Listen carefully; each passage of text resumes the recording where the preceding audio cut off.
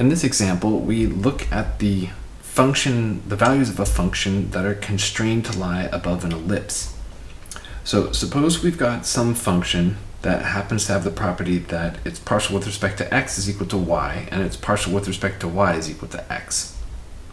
All right, first we're going to find the locations of the maximum and minimum values of the function on the ellipse given parametrized by 2 root 2 cosine t and root 2 sine t. And then, if we take the specific example of this function, xy minus 2, because this satisfies those properties, what are the extreme values of this function on the ellipse? All right, so first off, let's just take a look at the ellipse. So if I have something that looks like a cosine t, b sine t, then I've taken a standard unit circle parametrization here and stretched it horizontally by a. So if this is minus a and a, then I've stretched it to look like an ellipse like this. And then if I multiply the second coordinate by b, then I've stretched it by some amount in the vertical direction as well. So that's what the resulting ellipse would look like. So what we've got going on in this particular case is, if I sketch what this ellipse looks like, it's longer in the x direction, so it's got a radius of about, I guess, 2.8 going this way and 1.4 going the other way. So something maybe looks like that. And then there's going to be some function up above it. So who knows what the graph of f actually looks like. But if I start at this point here on the positive x-axis and then proceed moving around the circle this way, I'm going to have some function values that look like maybe this. So the idea is that, like, this is the value above this point, this is the value above this point, and so on and so forth. And so what we want to do is, if you imagine, say this is like a little racetrack here, like a roller coaster, right? We want to see how high off the ground the roller coaster gets. Like, what is this maximal distance that we get from ground level, and what is this minimal distance from ground level? Something like that.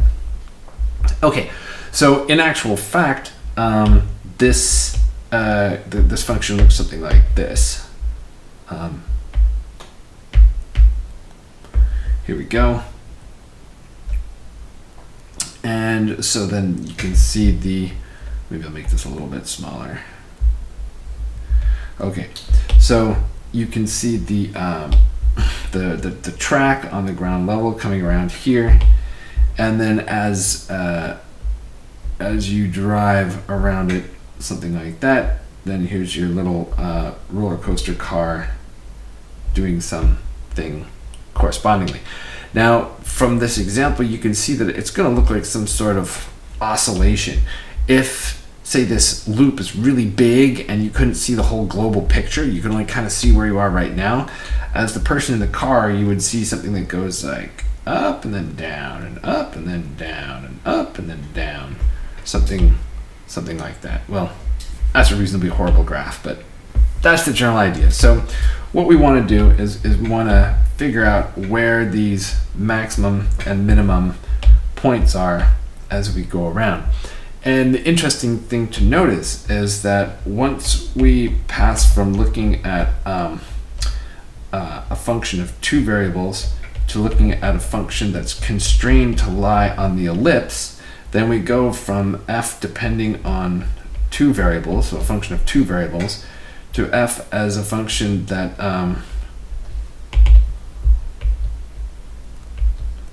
depends only on the variable t.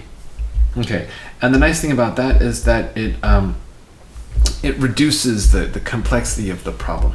And so in particular, we can just go back to using good old first derivative test from single variable calculus.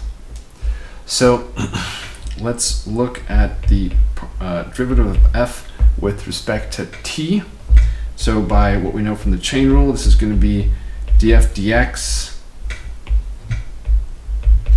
dx dt plus df dy dy dt. And now let's see. So this is now we were given the fact that df dx was equal to y, and that df dy was equal to x. So that's from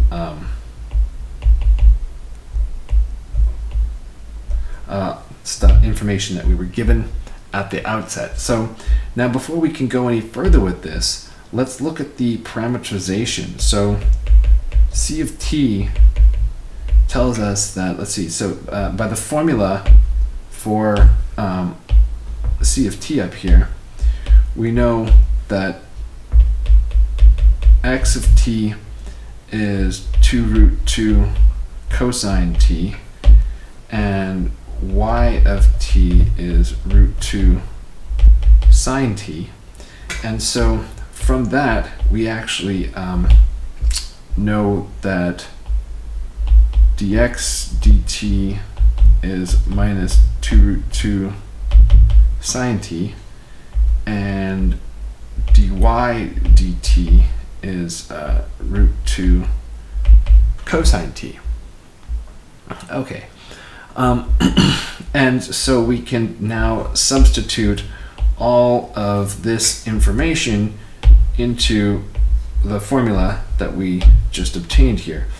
So y was root 2 sine t, and dx dt was root 2 cosine t. Sorry. Dx dt, that was I messed that up. I was copied the wrong thing over here. Hold on. It should have been minus 2 root 2 sine t. There we go. And then x is 2 root 2 cosine t, and dy dt is root 2 cosine t. Okay, so now combining this, we have, oh goodness, minus 4 sine squared plus 4 cosine squared. And so if this is to be equal to 0, like we do for first derivative test, set it equal to 0, then that means that we're going to have sine squared t equal to cosine squared t. So where does that happen? Here's a little figure showing what's going on. This actually happens for t equal to some integer multiple of pi over 4. And I will let you fiddle through the trig identities to solve that one. Oh, where n is odd. So it needs to be an odd multiple of pi over 4. So that's where these locations here are. And you can get that from fiddling with trig identities. I'll let you enjoy that. Okay, so now we can do second derivative test. So we'll look at the second derivative to check for inflection points, or rather to see where the sign is positive or negative, so we know whether or not this is a max or a min. So the second derivative with respect to time is going to be the time derivative of the first derivative with respect to time, which we just saw was minus 4 sine squared t plus 4 cosine squared t. So this one's actually not so bad to compute because we've already gone through the chain rule. So we've got minus 8 sine t cosine t plus 8 cosine t minus sine t. And so that simplifies to minus 16 sine t cosine t. So now we just need to check the signs. So if we look at one of these odd multiples of pi over 4, we get that the second derivative of f with respect to time is negative for t equal to pi over 4 and 5 pi over 4. And so these are then going to be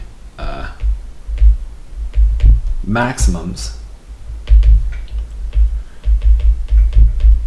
and c of pi over 4, that location happens at 2, 1, and c of 5 pi over 4, that's at location -2, -1. So I'm just substituting that into the formula for c to figure out where those occur. And we also get that the second derivative is positive for t equal to 3 pi over 4 and 7 pi over 4. And so these are going to be the mins, and c of 3 pi over 4. So the minimum, one minimum occurs at -2, 1, and the other minimum occurs at 2, -1.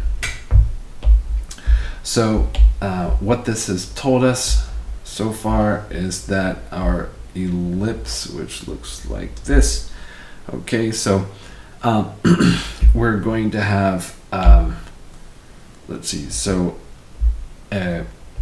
maximum values here and here.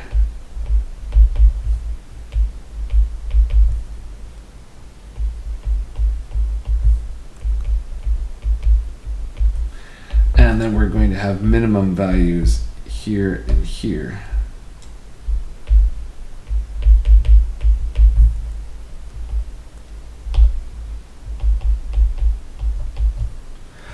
And hopefully that was actually apparent from the picture I showed you in the beginning of the Pringle curve.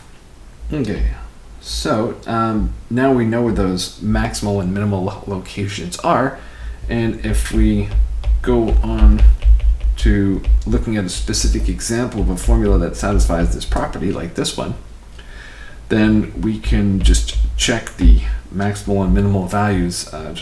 It's going to be the same at either one, so I'll just take the one with positive coordinates.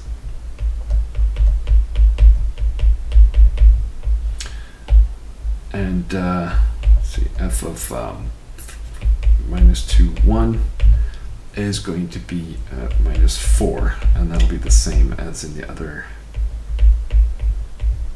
location.